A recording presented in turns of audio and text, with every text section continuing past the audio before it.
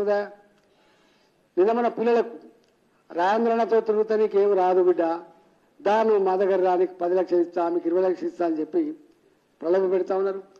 ఈ చేతుల మీద అభిమానంతో పచ్చబొట్లు పొడుచుకున్నారు కొంతమంది, నా ఫోటో వేసుకున్నారు. వాళ్ళకైతే 5 లక్షలు 10 లక్షల రూపాయలు ఇవ్వాలి, నాకు వ్యతిరేకంగా ఒక ప్రెస్ మీట్ పెట్టాలి. నేను అందుకనే ఇవాళ నా నియోజకవర్గంలో ఎన్నెన్ని రకాల హింస పెట్టిండో కళ్ళ ముందు కదలాతున్నాయి. కాబట్టి దీనికి కారకుడు కేసీఆర్. కాబట్టి అక్కడ ఇక్కడ ఎందుక నీ దగ్గరికే వస్తా, నీది మీదే పోటీ చేస్తా, నీ సంగతి తెలుస్తా అని చెప్పాను. గజ్వెల్లో నువ్వు అక్కడిక్కడ తెలుసుకోవడం కాదు, వాళ్ళని నిలబెడుతున్నా వీళ్ళని నిలబెడుతున్నా అని తురుముకాలక మాట్లాడుతున్నావు.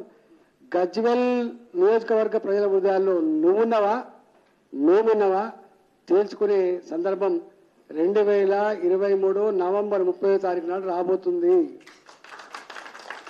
అక్కడ నేను ఇంకా పోనేలేదు. అక్కడికి నేను పోకముందే వందల మంది మాజీ సర్పంచులుగా, ఎంపీటీసీలుగా, టీఆర్ఎస్ పార్టీ నాయకులుగా, కాంగ్రెస్ పార్టీ నాయకులుగా వాళ్ళు ఒక మీటింగ్ పెట్టుకున్నారు. మీటింగ్ పెట్టుకొని రాజేంద్రన్న కనుక నిజంగానే గజ్వెల్కి వస్తే మేమందరం యునానిమస్గా మద్దతు ఇస్తాం. హుజురాబాద్లో ఎట్లయితే హింస పెట్టినప్పటికి కూడా 6 నెలల కాలం పాటు ప్రలోభాలకు గురి చేసినప్పటికి కూడా వాళ్ళ ఆత్మను ఆవిష్కరించి ఇక్కడ గెలిచేది ఈటలనే, ఇక్కడ గెలిచేది ధర్మమే, న్యాయమే, ప్రజాస్వామ్యం అని చెప్పి పెట్టితే వాళ్ళ ఆత్మను ఆవిష్కరించి తెలంగాణ సమాజానికే కాదు ప్రపంచవ్యాప్తంగా ఉన్నటువంటి తెలుగు మాట్లాడే తెలంగాణ బిడ్డల ఆత్మగౌరవం ఎట్లా పెంచిందో ఇలా గజ్వెల్ నియోజకవర్గ ప్రజలకు కూడా ఆ సదావకాశం వస్తూ ఉంది. దాన్ని అందిపుచ్చుకోవాలని చెప్పి వాళ్ళు భావిస్తారు. మాకు పార్టీతో సంబంధం లేదంటున్నారు వాళ్ళు, జెండాతో సంబంధం లేదంటున్నారు వాళ్ళు. మాకున్న ఏకైక సంబంధం కేసీఆర్ అహంకారాన్ని, కేసీఆర్ దుర్మార్గమైన పాలనని, ఇలా కేసీఆర్ యొక్క నియంతృత్వ పోకడల్ని అరికట్టాలనేటువంటి సంకల్పంలో ఉన్నారు. పుసుక్కున గజ్వెల్ నియోజకవర్గంలో ఓట్లేస్తే కొన్ని వేల ఎకరాల అసైన్మెంట్ భూములు, ప్రభుత్వపరమైన భూములు, 40 ఏళ్ళుగా 50 ఏళ్ళుగా దున్నుకుంటున్న భూములను 8 లక్షల రూపాయలు ఇచ్చి 6 లక్షల రూపాయలు ఇచ్చి గుంజుకొని దాన్ని 80 లక్షల రూపాయలకు, ₹1 కోటి అమ్ముకుంటా ఉన్నారు. ఇలా ఏడుస్తా ఉన్నారు. అక్కడ గజ్వెల్ నియోజకవర్గంలో ప్రాజెక్టుల కోసం భూములు తీసుకోవడమే కాదు, రైల్వే లైన్ల కోసం భూములు తీసుకోవడం కాదు, పంట కాలువల కోసం భూములు తీసుకోవడం కాదు, ప్రభుత్వ అవసరం కోసం భూమి తీసుకోవడం కాదు, ఇలా ప్రైవేట్ వాళ్ళకు కూడా నేను ఒక రైస్ మిల్ పెడతా, లేకపోతే నేను ఒక ఇంకోటి పెడతా అంటే పేదల భూములు గుంజుకొని ఇలా రియల్ ఎస్టేట్ బ్రోకర్లుగా మారిపోయినటువంటి విషయం వాళ్ళ కళ్ళలో రక్తం వస్తూ ఉంది, నీళ్ళుగా రక్తం వస్తూ ఉంది.